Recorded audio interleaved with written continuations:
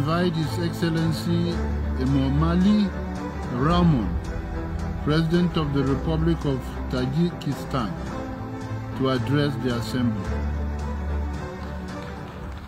محترم جناب رئیس، محترم جناب دبیرکل، خانم‌ها و جنابان، نخست می‌خواستم با دبیر کل سازمان ملل متحد برای تشبث تشکیلات سامیت آینده و دعوت برای اشتراک در این همایش مهم از سپاس نمایم. با سعی و تلاش‌های هماهنگ‌سازانه پیمان به خاطر آینده نمایندگان آلمان و نمیبیا را بلند ارزیابی می‌نماییم. این نشست برای بررسی مشکلات تغییریابی اقلیم، حفظ سلامتی عامه، رفع کمبزاعتی، وضع زندگی زنان، تحصیلات فراگیر و دیگر مسائل گلوبالی باز یک امکانیت مناسب را فراهم آورده است.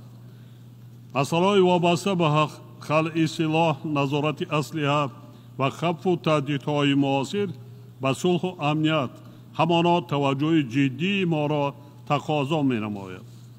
مطرح گردیدن مشکلات آب و اقلیم در سند نهایی این سامیت ضرورت ادامه عملهای تأخیر ناپذیر کشورهای عضو و دیگر طرفهای منفعت دارا به خاطر تأمین نمودن آینده آسوده و آرام برای نسل‌های بعدی ثابت می‌سازد.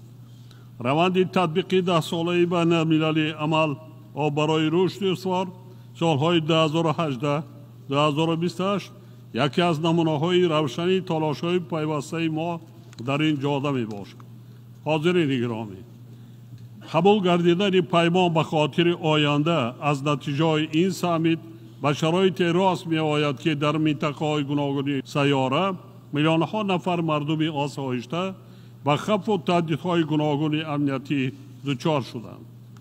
جامعه جهانی می‌تواند تنها توسط مکالمه و همکاری سازنده در پیدا کردن راه‌های رفع خطرهای معاصر کامیاب گردد. تحکیم و توسعه همکاری‌ها، جهت رسیدن به هدف‌های رشد استوار از اقدام‌های مشترک در راه تأمین صلح و ثبات پایدار وابستگی بواسطه دارد. از این لحاظ ما در سطح جهانی اندیشیدن تدبیرهای مشترک را با مقصد پرزور کردن همکاری و همیاری برای تأمین امنیت فراگیر مهم شماریم.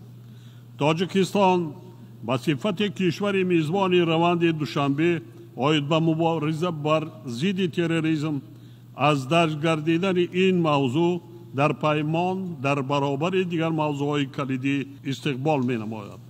ما از نقش کلیدی و هم آهنگسازی سازمان ملل متحد در این جاده جانبداری می‌نماییم. خانم‌ها و جنابان، امروز ما شاهد افزایش نزاع‌ها در مناطق گوناگون جهان هستیم که صدها هزار تلفات جانی را میان اهالی آسایشته در پی دارد.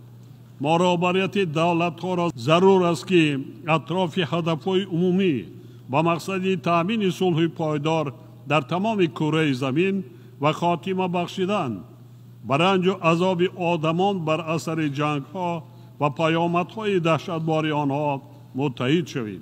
وقتی آن رسید است که ما از اقدام‌های مؤثر برای تقویت نقش اساسی سازمان ملل متحد در حل نزاع‌ها و برقرارسازی صلح و ثبات در سیاره کار بگیریم. در رابطه با این پیشنهاد می‌نمایم که توسط قطعنامه مخصوص سازمان ملل 10 ساله تحکیم صلح به خاطر نسل‌های آینده قبول کرده شود.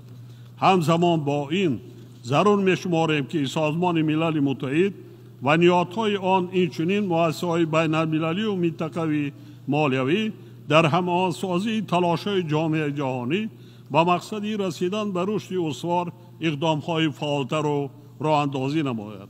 اطمینان دارم که سامیت امروزه برای بررسی عمیق و حل مشکلات جهانی معاصر زمینه مناسب خواهد گذاشت.